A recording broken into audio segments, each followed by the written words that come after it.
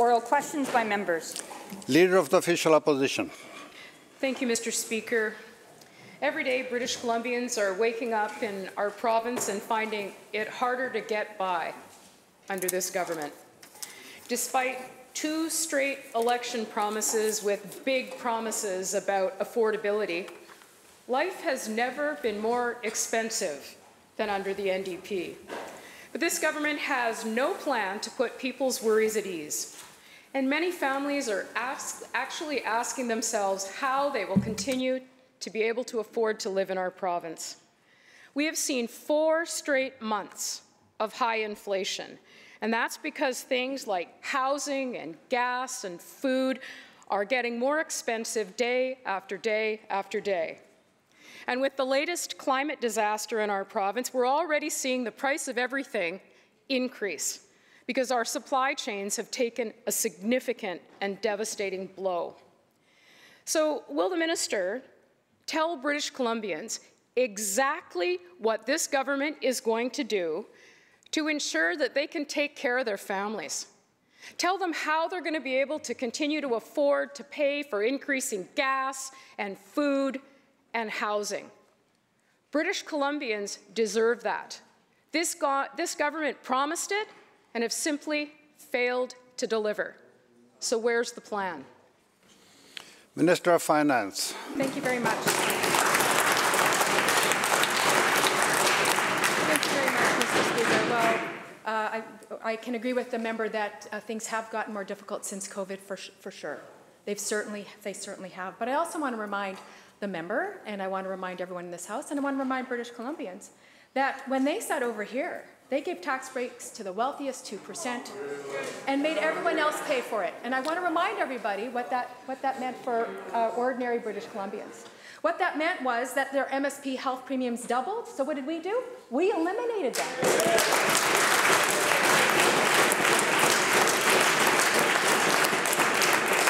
Hundreds of dollars in people's pockets. Mr. Speaker, ICBC car insurance, when they were on this side of the House, went up 30%. And what do we have now? We actually have ICBC has a surplus, Mr. Speaker. And not only that, it was able to give rebates checks, not 1, but 2.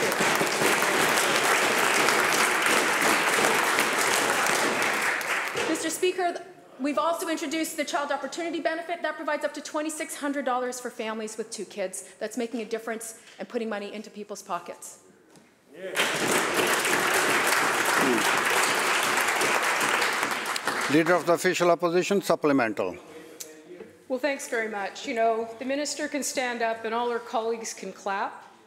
But there are families today in British Columbia who want an answer from this minister and this government about exactly how they're going to pay for their groceries tomorrow morning. That is on this government's shoulders. This is a 2-term government that made big, glossy promises, big brochures about how life was going to get better. And they have simply failed to deliver. British Columbians are struggling. And that answer just doesn't cut it. The minister can try taking a victory lap all she wants, but let's look at some of the numbers that British Columbians are facing. Does the minister know that since the pandemic started, the cost of getting chicken at the grocery store has gone up by 17%? And for beef, it's 20%. Housing prices are at an all-time high. And in fact, the elusive dream of owning a home is disappearing. It takes 34 years in British Columbia to save for a down payment on a house if you live in Vancouver. And there has been no action whatsoever on tackling gas prices, despite getting promises 3 times from the Premier. Our supply chains have been so drastically impacted by the latest disaster that the Royal Bank of Canada said things are going to continue to get worse. British Columbians deserve a better answer than that. And what they deserve is a plan. They deserve support and help, and this government to keep the promises it made during 2 election campaigns. So to the minister again, maybe this time she can look British Columbians in the eye and tell them how they're going to pay for their groceries tomorrow. Minister of Finance. Mr. Speaker, well, thank you very, very much. And I want to thank the member for the question, because I really think it's absolutely fascinating to hear from this member their newfound interest in the struggles of ordinary people. Mr. Speaker. They made life so hard. They made life so hard, Mr. Speaker. They had a server wage in restaurants, Mr. Speaker. We got rid of that. Members, we increased the minimum wage. The member had already asked a question. Wages are up 21% since we formed government.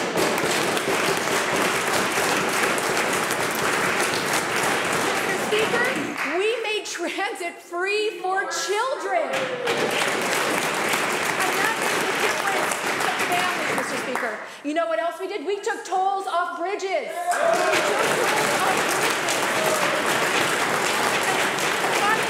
What I want to say is, thank goodness it's us on this side of the House and not the people over there.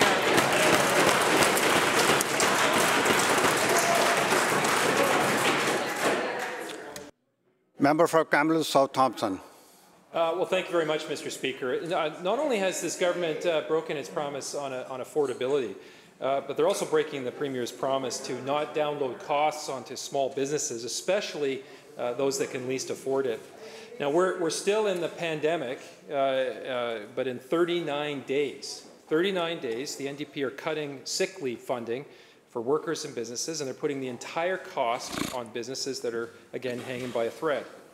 Yesterday, in the Q2 report, the government confirmed that $310 million budgeted for sick leave will be unspent and returned to general revenue. So my question to the Minister of Labour is this. Instead of letting this $310 million sick pay funding expire in 39 days, will the Labour Minister today commit to extending government-paid sick leave so that it doesn't expire at the end of the year? Minister. Thank you very much, Mr. Speaker. And I think the fact that in my Q2 report yesterday, what we saw around the sick pay was the fact that British Columbians recognize that you take sick time only when you need it. And we prepared, as part of our pandemic contingencies, to make sure that we had resources available to support British Columbians as we go through COVID, making sure that we had the resources to make sure that there was support so that workers didn't have to go to work sick. And I think everyone in this House agrees how important that is. But what we saw, Mr. Speaker, was that British Columbians recognize that you only take sick time when you need it. And I think we can all be comforted by the fact that workers know what they need to do in order to keep themselves and to keep their colleagues and to keep their customers safe.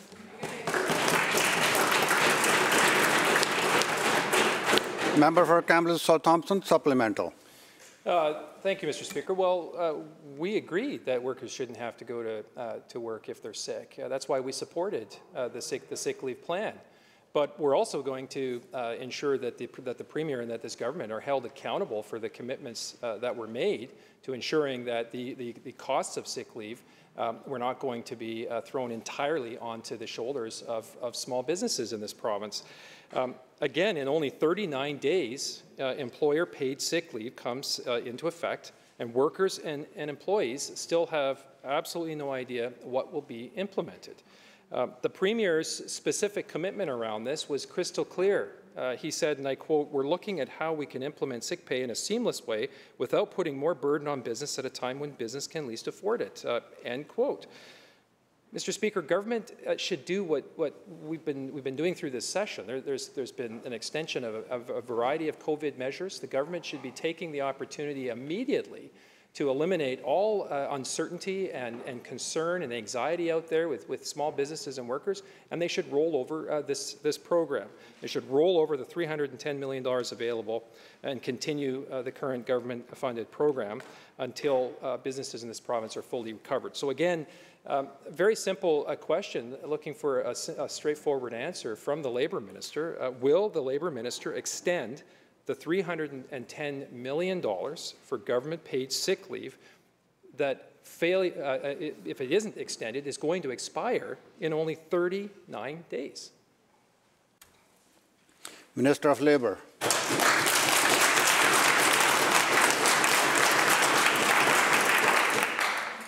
Thank you, Honourable Speaker, and thank the member for his question. Mr. Speaker, among many lessons that we learned during the pandemic, one was that the workers were forced to go to work when they were sick. They brought virus to workplace, and that virus spread among the workers. And in many cases, businesses had to be shut down. In Fraser Health alone, in April and May, 2 months, over 180 businesses were shut down, some of them more than once. And Mr. Speaker, those workers at workplaces, when they became sick, they went home to live with their families and their communities. Mr. Speaker. Members, question was asked. Let's listen to the answer. It's okay. Let's listen to the answer. Wait for him till he finishes.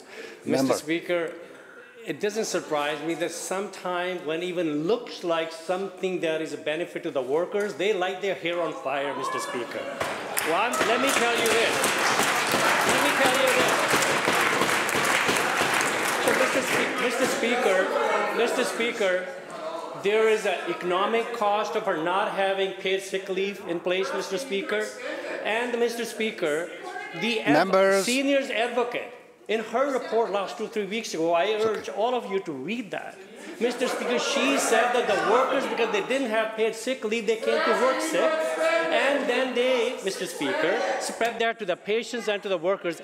Therefore, Mr. Speaker, many deaths. So there's a human cost, there's the economic cost, Mr. Speaker, for not having paid sick days. Mr. Speaker, we're going to do the right thing. We listen. We have consulted widely, Mr. Speaker. 60,000 surveys came back. And you know what, Mr. Speaker? Both workers and businesses are worried, they're concerned that people went to work sick. Mr. Speaker, we're going to make it right so the workers don't have to choose to go to work sick or stay home and lose money. Thank you.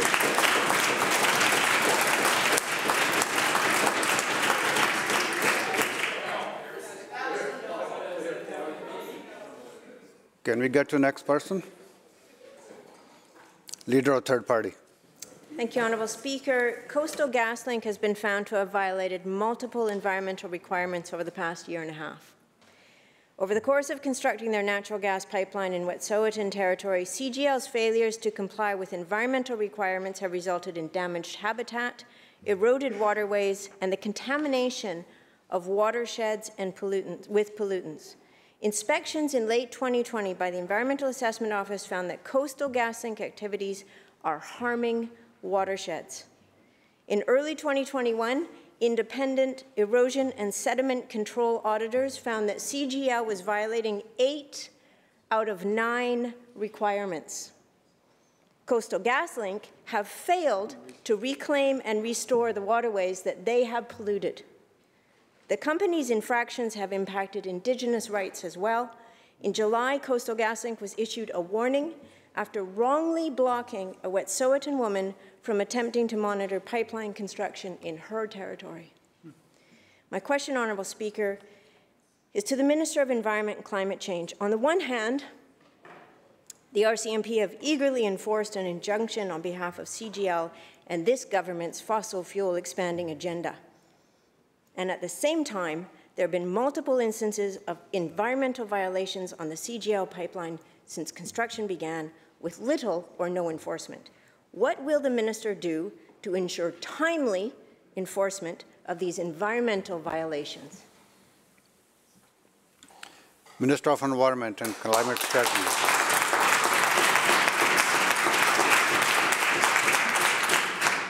Thank you very much, Honourable Speaker, and thank you to the member for the question. Coastal GasLink, as part of its environmental assessment certificate, has to abide by a number of conditions, has to continue to abide by those conditions. Staff and inspectors that are part of the Environmental Assessment Office have regularly conducted inspections. They have issued orders. They have issued directions. When they found those directions were not being complied with, they upped the level of inspection, and they have issued more orders and are now going through the process of considering the application of administrative penalties to make the point. We take the conditions on the certificate seriously. I continue to be briefed by staff, but I don't take over the role of staff in ensuring that an orderly application of orders and ultimately penalties if required are administered. Leader of the third party, supplemental. Thank you, Honourable Speaker. Administrative penalties, but no police raids yet, I understand. It's clear that this company has been harming the environment, and this government has abdicated its responsibility to the public interest. This abdication extends to basic charter rights, too.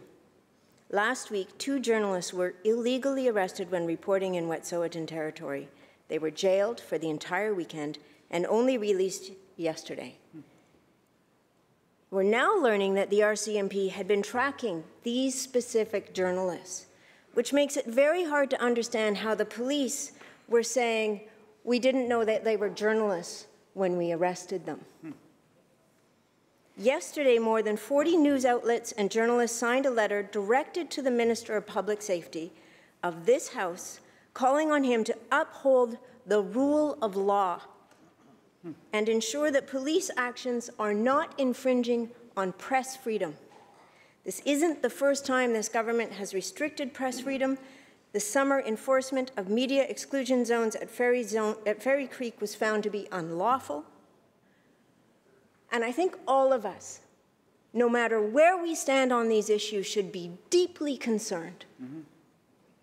Because the role of the media and press freedom in democracy is essential, and we don't want to have these continuing stories where we are looking very much not like a democratic country in the way the press are being treated here. My question for you, Honourable Speaker, is to the Minister of Public Safety and the Solicitor General and Deputy Premier. He has said that press freedom is important, and yet what we have seen in this province this year tells a very different story. What will he do to ensure that the charter-protected freedom of the press, recently reiterated by Justice Thompson in a BC Supreme Court decision, is upheld in this province? Minister of Public Safety and Solicitor General. Thank you, Honourable Speaker, and I thank the member for the question. And I have to take issue with a couple of points. The first being, government has not infringed on freedom of the press. Freedom of the press is a fundamental foundation of our democratic system in this province and in this country, and continues to be so, and we take that very seriously.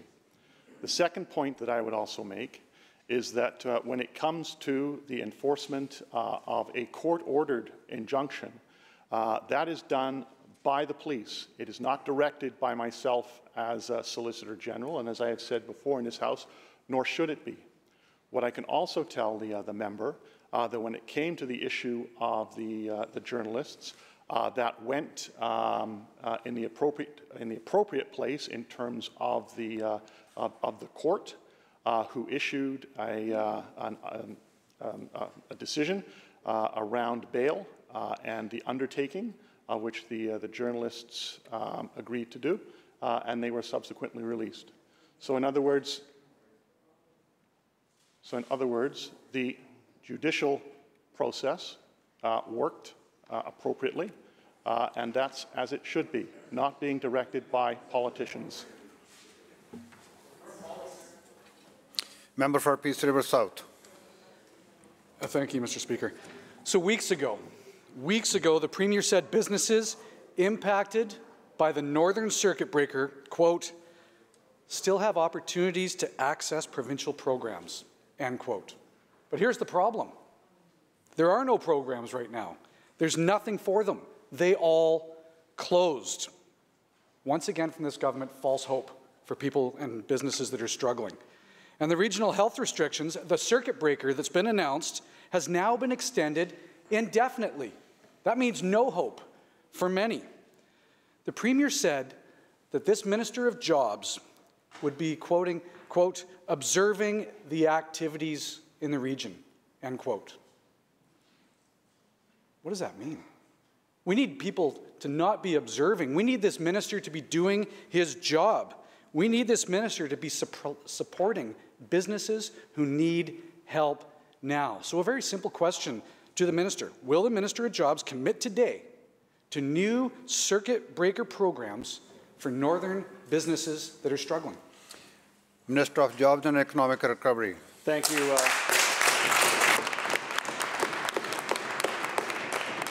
Thank you, Honourable Speaker, and certainly it's been highlighted that there are some businesses that throughout the province that are still struggling throughout the pandemic. The members know, because we canvassed this yesterday as well, part of another debate, that the measures that have been put in place in Northern Health are similar to ones that were put into some of the Fraser Valley as well.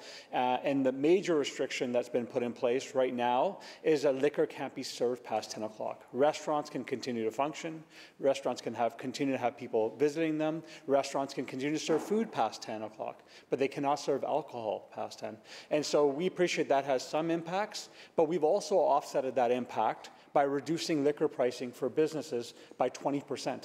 So they're making more money on liquor sales now than they have ever made. They've been advocating for that for 10 years, Honourable Speaker. The members on the other side will know because they knocked on their doors several times asking for that. And so we have lowered their costs, but we know because of the pandemic and the high case counts and the loss of life that measures were needed to be put in place, and that's why they're moderate measures. And certainly our hope is that, that the vaccination rates continue to rise, that cases continue to fall, so that we can relieve those moderate measures so that people can return to a normal which they're comfortable with.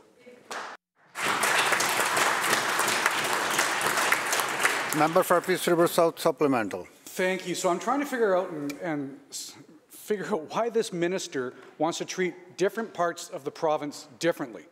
Last time there was a circuit breaker announced, we made sure unanimously in this House, we all got together to make sure there were programs and supports for struggling employers and families. It was very easy to do. It was easy to do then. Now we've announced another circuit breaker that is hurting families and employers, and this minister is sitting on his hands. He's doing nothing to help them. Even yesterday in this House, he quoted, "This is certainly not a circuit breaker," end quote.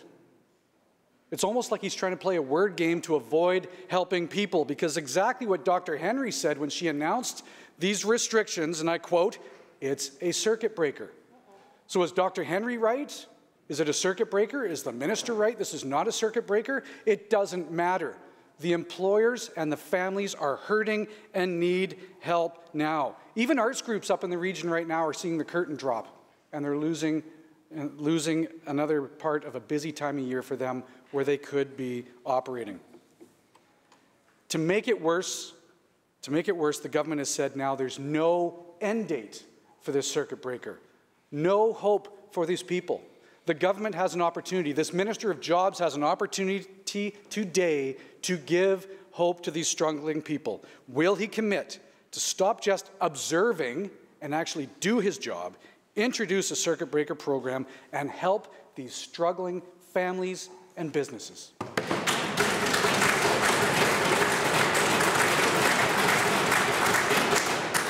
Minister of Jobs. Thank you, Honourable Speaker. And I'd remind the member that we have provided the highest per capita supports for people and businesses in the entire country. And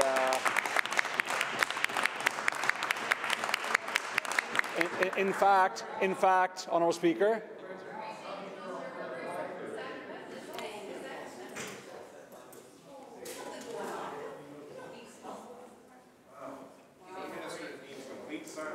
Can we move on with the answer now? Minister. Thank you, Honourable Speaker.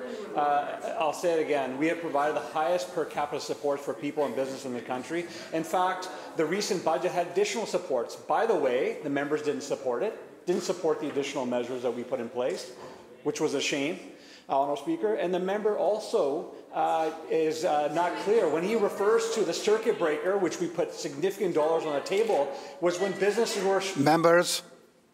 It was at a time when businesses were shut down, Honourable Speaker. Businesses couldn't serve patrons inside their establishment.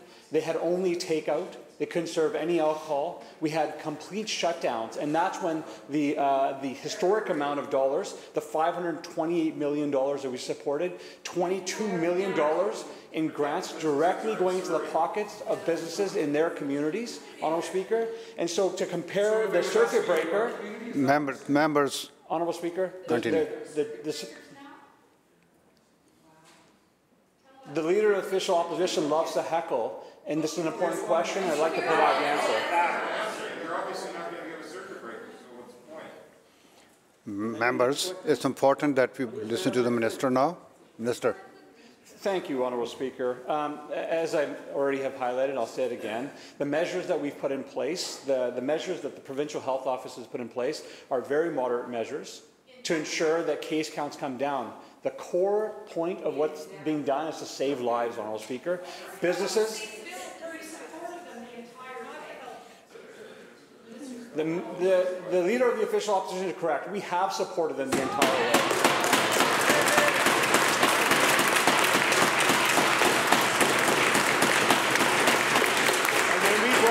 When we brought in a budget this year, the opposition wasn't with us. They didn't support the additional measures for communities.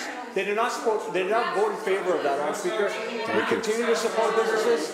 Businesses can continue to operate, Honourable Speaker. They can serve food. They just can't serve alcohol past 10 o'clock. Thank you.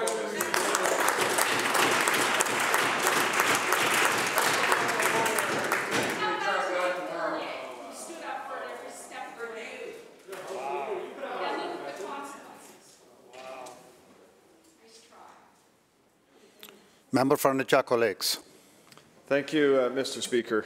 In the gallery today are hardworking men and women of the forest sector, and they represent tens of thousands of workers across this province.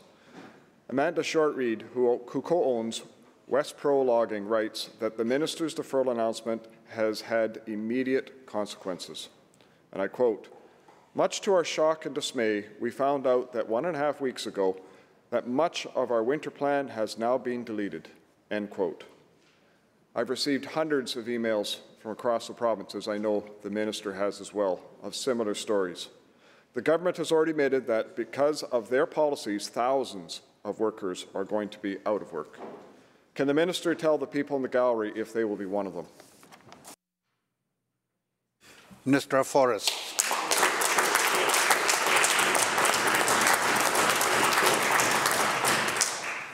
I want to thank you, Mr. Speaker, and I want to thank the member for the question, and I also want to welcome the families to the gallery here today, and I understand their concerns. I do understand their concerns because I also went through the concerns of the forest industry back under the member's government when 30,000 people lost their jobs in the forest industry. Members. And under our watch, we are ensuring there will be supports in place. Order, please. Order. Minister, continue. Thank you, Mr. Speaker. We do have a vision for forests in this province, and our vision ensures that workers and communities benefit from secure, innovative forestry jobs for generations to come. I want to make sure that we have a forest industry that is sustainable, resilient, and that our kids and grandkids can not only work in today if they so choose, but they can work in it for generations to come. And we have to make changes in the forest industry, but we will be there to support families who are in forestry-dependent communities.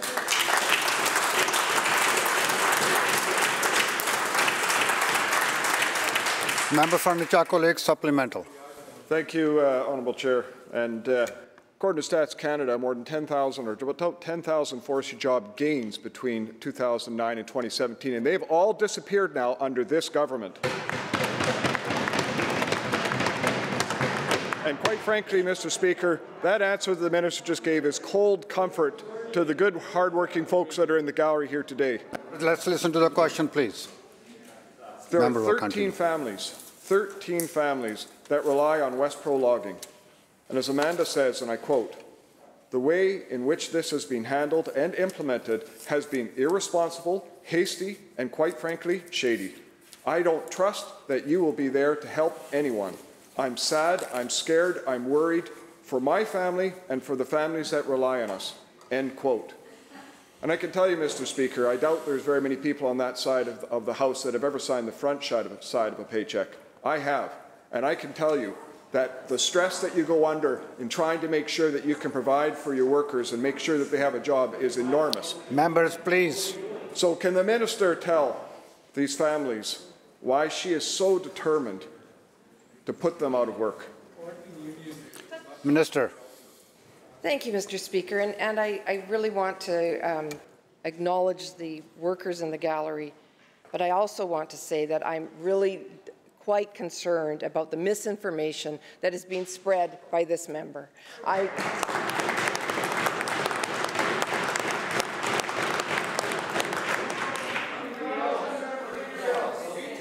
Members, order.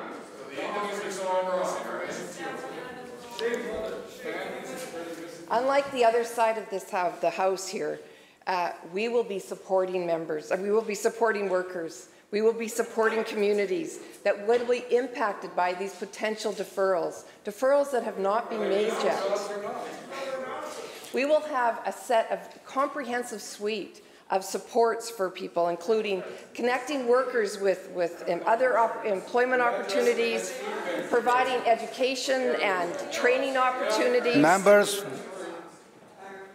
Members will be quiet now. Yes, funding those people that are interested in bridging to retirement, which was widely oversubscribed. Order. Minister. Members, let's show some respect to the family, please, and the workers. Listen to the answer. Yes. Calm down. Calm down. Take a deep breath. It's not the end of the world. Let's listen to the answer. Sure enough, member. Minister will continue. Thank you, Mr. Speaker. Yes, we know that there is interest in bridging to retirement because it was well subscribed in 2019 when we did the same program, when there was a turn in the industry. But we are also supporting new infrastructure projects and innovation in rural communities, so there are opportunities for employment. We are going to work in collaboration with local communities, with workers, with contractors, and with industry to ensure we get this right, because this is critical for jobs today, but also for jobs in the future.